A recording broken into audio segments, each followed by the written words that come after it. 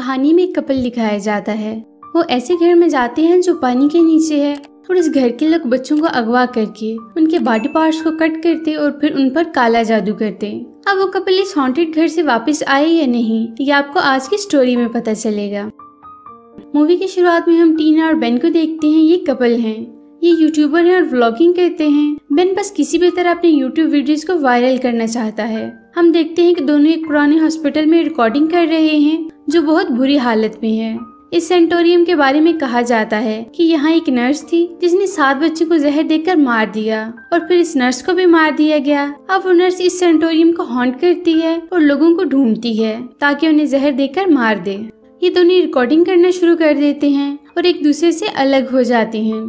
टीना को वहाँ आवाजें आती हैं लेकिन मोशन डिटेक्टर पर कुछ शो नहीं होता। फिर बेन उसे डरा देता है। वो गुस्सा होकर बाहर आ जाती है। अब दोनों सेफली इस हॉन्टेड हॉस्पिटल से वापस आ गए थे। अब 3 महीने गुजर चुके हैं और टीना अपने घर के बाथिंग टब में पानी के अंदर अपना सांस रोकने की प्रैक्टिस कर रही है। वो बाहर आती है और बेन को कहती है कि मैं 3 मिनट तक सांस रोक सकती हूँ, लेकिन अब ज्यादा देर तक सांस रोकने के लिए मुझे मजीद प्रैक्टिस करना होगी। अब वो दोनों फन करते हैं, एक एडवेंचर के लिए निकलते हैं। रास्ते में व्लॉगिंग भी रिकॉर्ड करते हैं। अब ये लोग रास्ता भटक जाते हैं और साउथ वेस्ट फ्रांस में पहुंच जाते हैं। वहाँ के लोग सिटी में शिफ्ट हो रहे हैं, टाउन छोड़ रहे हैं। अब वो दोनों एक लेक के पास पहुंच जाते हैं जहाँ काफी ज्यादा लोग हैं और एंजॉय कर रहे हैं। वो डिसअपॉइंट हो जाते हैं क्योंकि ये उनकी डेस्टिनेशन नहीं थी, बल्कि वो एक ऐसी जगह के लिए निकले थे जहाँ पानी के अंदर एक हॉन्टेड घर है। वो उसे एक्सप्लोर करने आए थे। बेन कहता है कि सेंटोरियम वाली वीडियो पर 50,000 व्यूज आए हैं, मुझे बस किसी भी तरह अपनी नेक्स्ट वीडियो पर 1 मिलियन व्यूज चाहिए। टीना बेन को समझाती है कि कोई बात नहीं है, अगर हमें हमारी डेस्टिनेशन नहीं मिली, हम आज का दिन फन करेंगे और एंजॉय करेंगे। बेन एग्री हो जाता है। सामने एक ट्रक में बियर थी। बेन बियर लेने जाता है और वहाँ बैठे एक शख्स से बातें करना शुरू कर देता है। इस शख्स का नाम पेरी है। बेन उसे उस जगह का पूछता है जहाँ वो रिकॉर्डिंग करने आए थे। वो पेरी को कहता है कि तुम हमें उस जगह पहुंचा दो और बदले में कुछ पैसों की ऑफर भी करता है। पेरी मान जाता है। बेन जब वापस आता है तो टीना उसे पूछती है कि वो शख्स कौन है और तुम क्या बात कर रहे थे। वो उसे बताता है कि उस आदमी ने कहा है कि जिस जगह के लिए वो आए हैं वो उस लेक के दूसरी साइड है और वहाँ का रास्ता एक जंगल से गुजरता है और वहाँ बहुत कम लोग जाते हैं। वो हमें उस जगह पर ले जाएगा। टीना उसे कहती है कि जब वहाँ लोग नहीं जाते तो हम क्यों जाएंगे। वो उसे बताता है कि मैंने उस आदमी को पैसे दिए हैं ताकि वो हमें उस जगह पर ले जाए। अब तीनों गाड़ी में बैठकर उस लेक के लिए निकलते हैं जिसमें एक घर डूबा हुआ है। पेरी टीना को वीर नजरों से देखता है। उनसे कहता है कि अब हमें 2 मील पैदल चलना होगा। अब वो जंगल से गुजरते हैं और रिकॉर्डिंग करते हैं। बेन खुश होता है। उसे लगता है कि हमारी ये वीडियो वायरल होगी, लेकिन टीना परेशान होती है। वो आदमी कहता है कि पहले यहाँ पर एक गाँव था जो सैलाब में डूब गया, पानी घरों से नहीं निकला और वो लोग गाँव छोड़कर चले गए। अब उस लेक पर पहुंच जाते हैं और स्कूबा डाइविंग की तैयारी करने लगते हैं। बेन अपना ड्रोन रेडी करता है जो पानी के अंदर रिकॉर्डिंग कर सके। इनके पास ऑक्सीजन सिलेंडर्स हैं जो उन्हें 1 घंटे तक पानी के अंदर ऑक्सीजन दे सकते हैं। अब वो पानी के अंदर जाने के लिए रेडी हैं। बेन कहता है कि 1 घंटे बाद हमें वापस आना है। अब वो दोनों पानी के अंदर जाते हैं और एक्सप्लोर करने लगते हैं। उन्हें बहुत सारी मछलियाँ नजर आती हैं और उन्हें वो डीप हाउस भी नजर आता है। जब वो घर के पास पहुँचते हैं तो सारी मछलियाँ गायब हो जाती हैं। घर के बाहर काला जादू करने वाली काफी वियर्ड चीजें हैं। वो उन्हें इग्नोर करके डोर क्रॉस करके अंदर जाते हैं। घर के फ्रंट पर फैमिली का सरनेम मोंटेक नेक लिखा है और सारे डोर्स और विंडोज लॉक्ड हैं। वो घर के आगे पीछे देखते हैं और अंदर जाने का कोई रास्ता नहीं होता। फिर उन्हें एक जगह नजर आती है जहाँ से वो अंदर जा सकते हैं। जब वो अंदर जाने लगते हैं तो अंदर से एक बहुत बड़ी खौफनाक मछली निकलकर बाहर आती है जो उन्हें डराती है।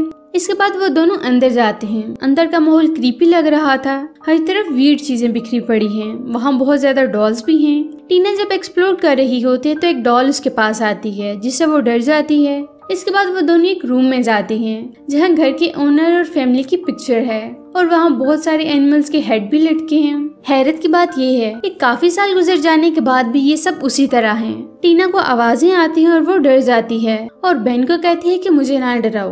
बेन कहता है कि मैं नहीं डरा रहा। इसके बाद वो मोशन डिटेक्टर पर चेक करते हैं। वहाँ आवाज तो आती है लेकिन कुछ शो नहीं होता। अब वो दोनों नेक्स्ट रूम की तरफ जाते हैं जो ओनर की बेटी सारा का है। वहाँ बहुत ज्यादा डॉल्स हैं और बहुत सारे बच्चों की पिक्चर्स लगी हुई हैं और डॉल्स पर निशानात हैं जैसे उन पर कोई जादू रिचुअल किया गया है। ये सब देखकर और डर जाते हैं। उन्हें लगता है कि ये फैमिली जादू वगैरह करती थी। उन्हें लगता है कि कर्टन के पीछे कोई लेडी है। बेन जब कर्टन पीछे करता है तो वहाँ कोई नहीं होता। उन्हें डोर पर कुछ स्क्रैचेस दिखाई देते हैं, जैसे किसी को कैद किया हुआ हो और वो यहाँ से भागने की कोशिश कर रहा हो। उनका ड्रोन भी खराब हो जाता है। इसके बाद दोनों को पियानो बजने की आवाज आती है और वो उस तरफ जाते हैं। उन्हें लगता है कि यहाँ कोई बड़ी मछली आई है या कोई और डाइविंग करने आया है। वो देखते हैं कि वहाँ कोई नहीं है और टूटा हुआ पियानो खुद ब खुद बज रहा है। भला ये कैसे मुमकिन है? अब वो दोनों किचन में जाते हैं। वहाँ बहुत सारे बच्चों के मिसिंग पोस्टर्स हैं। वो एक रूम को देखते हैं जिस पर जीसस क्राइस्ट की मूर्ति को क्रूसीफाई करके लटकाया गया है। वो लॉक तोड़कर इस रूम के अंदर जाते हैं। वो इस रूम के अंदर जाते हैं तो बहुत बुरी तरह से डर जाते हैं। वहाँ 2 लोगों की डेड बॉडीज हैं और बहुत सारे सर्जिकल इक्विपमेंट्स हैं। 2 ऐसी डेड बॉडीज भी थी जिनके फेस के ऊपर टॉर्चर मास्क थे। किसी ने उनको टॉर्चर करके मारा है। टीना कहती है कि यहाँ से चलो, लेकिन बेन कहता है कि बस 2-3 शॉट्स रिकॉर्ड करने दो, फिर हम यहाँ से चलते हैं। साथ वाले रूम का डोर खुद से ओपन हो जाता है। बेन अंदर जाता है लेकिन कुछ खास नजर नहीं आता। आगे पीछे देखने पर उन्हें जॉर्ज नजर आते हैं जिनके अंदर हैंड्स, आईज और बाकी बॉडी ऑर्गन्स हैं। ये उन्हीं मिसिंग बच्चों के ऑर्गन्स हैं। वहाँ उन्हें सीडीज और रिकॉर्डर्स भी मिलते हैं। अब टीना बहुत ज्यादा डर जाती है और वहाँ से जाने के लिए कहती है। अब वो दोनों जिस रास्ते से अंदर एंटर होते हैं, वहाँ पहुँचते हैं तो देखते हैं कि वो रास्ता तो किसी ने दीवार बना के बंद कर दिया है। वो तोड़ने की कोशिश करते हैं लेकिन कोई फायदा नहीं। अब उनका ऑक्सीजन लेवल भी कम हो रहा था। टीना पैनिक हो जाती है लेकिन बेन उसे काम डाउन करता है। टीना को बेन के पीछे अजीब शक्ल वाली एक लड़की दिखाई देती है। टीना चीखती है। बेन जब देखता है तो वहाँ कुछ नहीं होता। उसे कहता है कि ये तुम्हारा वहम है। टीना कहती है कि अब हम यहाँ से बाहर नहीं निकल सकते। बेन कहता है कि हम यहाँ से बाहर जाने का कोई और रास्ता ढूंढते हैं। उन्हें वहाँ वही मछली नजर आती है जो घर में एंटर होते हुए दिखाई दी थी। वो किचन की तरफ जा रही थी। वो भी उसके पीछे जाते हैं। उन्हें लगता है कि शायद इस तरफ कोई रास्ता है। टीना देखती है कि जीसस की आंख खुली हुई है और वो डर जाती है। उसे ऊपर की तरफ एक रोशनदान दिखाई देता है। उससे मछली बाहर जा सकती थी लेकिन इंसान नहीं। टीना देखती है कि बेन उसके साथ नहीं है। वो उसे ढूंढने लगती है। वो देखती है कि वहाँ लटकी हुई लाशियां गायब हैं और वो और ज्यादा डर जाती है। बेन को आवाजें देती है और तभी वहाँ बेन आ जाता है। टीना उसे कहती है कि यहाँ लटकी हुई लाशियां गायब हैं। वो उसे कहता है कि नहीं, ये देखो ये लाशें इधर ही हैं। वो हिम्मत करके उनके फेस से टॉर्चर मास्क हटाते हैं तो देखती हैं कि ये घर के ओनर मिस्टर मोंटेगनेक और मैडम मोंटेगनेक हैं। वो ये देखकर हैरान हो जाते हैं कि 50 साल गुजर चुके हैं लेकिन उनकी बॉडीज उसी तरह हैं, स्केलेटन नहीं बनी। अचानक से वो दोनों लाशें जिंदा हो जाती हैं। टीना और बेन डर कर वहाँ से बाहर की तरफ भागने लगते हैं और रस्सी से एक दूसरे को बांध लेते हैं और चिमनी की तरफ आते हैं। दीवार गिरती है और वो दोनों भी नीचे गिर जाते हैं। टीना बेहोश हो जाती है और बेन सारा के रूम में लॉक्ड हो जाता है। टीना होश में आती है और रस्सी काट कर बेन को ढूंढने लगती है। बेन को वहाँ सारा नजर आती है। वो उससे डर कर भागने लगता है और डोर के पास आता है जो लॉक था। उसे वॉल पर एक फैमिली ट्री फोटो नजर आता है जिस पर पैरी की पिक्चर थी। यानी वो ये सब जानता था। उसने जानबूझकर इन दोनों को यहाँ भेजा। वो इस घर का मेंबर था। बेन डर कर बेड के नीचे छुप जाता है। सारा उसे ढूंढने लगती है और बेड के नीचे उसकी तरफ आती है और यहीं पर यह खौफनाक सीन कट हो जाता है। दूसरी तरफ टीना बेन को ढूंढते हुए सारा के रूम में आती है। बेन उसे खड़ा हुआ नजर आता है। वो काफी वियर्ड लग रहा था। वो पहले जैसा नहीं रहा था। उनका ऑक्सीजन लेवल कम हो रहा था और किसी भी तरह उन्हें यहाँ से निकलना था। टीना उसे कहती है कि यहाँ से चलो। बेन उसे कहता है कि मुझसे पहले तुम मर जाओगी। टीना उसे कहती है कि क्या बातें कर रहे हो। इसी दौरान टीना के सूट में कुछ चला जाता है और वो चिल्लाने लगती है। ये सांप था जिसके हेलमेट तक पहुंच आया था। पागल बेन उसे कहता है कि तुम मुंह खोलो और सांप को अंदर जाने दो। टीना हेलमेट उतार कर सांप को बाहर निकाल देती है। अब बेन टीना को हॉल में लेकर जाता है जहाँ प्रोजेक्टर पर वीडियो प्ले हो रही थी जिसमें मिस्टर मोंटेगनेक और उनकी वाइफ बच्चों की डेड बॉडीज को कट करके उनके ऑर्गन्स निकाल रहे थे। वो बच्चों को अगवा करके लाते, उनके जिस्म की चीर फाड़ करते और फिर जादुई रिचुअल करते। जब आसपास के लोगों को पता चला कि ये फैमिली उनके बच्चों के साथ क्या घिनौना काम कर रही है तो वो लोग इनके घर पर अटैक करते हैं। सारा को उसके रूम में मार देते हैं और पेरी वहाँ से भाग जाता है। वो लोग इन दोनों मियाँ बीवी को बुरी तरह से मार देते हैं। टीना बेन से कहती है तो मुझे ये क्यों दिखा रहे हो, मैंने एक रास्ता ढूंढा है और वहाँ से बाहर चलते हैं। बेन उसे कहता है कि तुम भी मरकर हमारे साथ शामिल हो जाओ। सारा भी स्क्रीन से बाहर आ जाती है और वो टीना पर अटैक करती है और टीना वहाँ से भागने लगती है।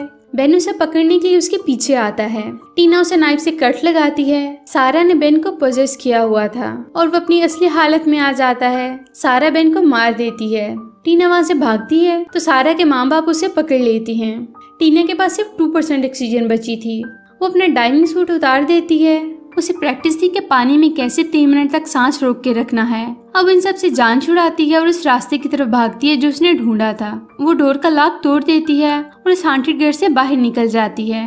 टीना अपना सांस रोके हुए थी, पानी के ऊपर आने की कोशिश कर रही थी। वह हिम्मत हार जाती है, पानी उसकी बॉडी में जाने लगता है जिससे उसका सांस बंद हो जाता है और वो भी मर जाती है। फिर हम देखते हैं कि पेरी अब उस लेक पर 2 और लड़कियों को लेकर आया है, जहाँ वो बेन और टीना को लेकर आया था। पेरी इस तरह से अपनी फैमिली का बदला ले रहा था और यहीं पर ये मूवी खत्म हो जाती है।